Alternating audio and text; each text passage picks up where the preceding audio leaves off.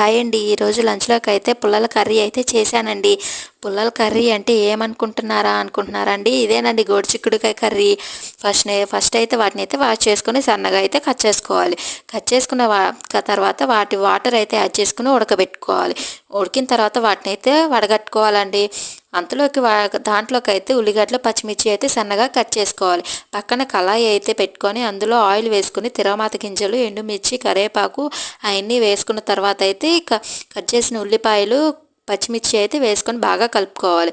తర్వాత వడగట్టిన చిక్కుడుకాయ ముక్కలు కూడా అందులో అయితే వేసుకోవాలి.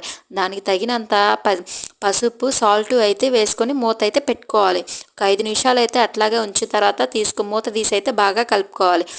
ఉడికిన తర్వాత అయితే కారం అయితే వేసుకోవాలండి. అంతేనండి, చాలా సింపుల్. లాస్ట్లో అయితే కొత్తిమీర వేసుకోండి, అదిరిపోయిద్ది కూర.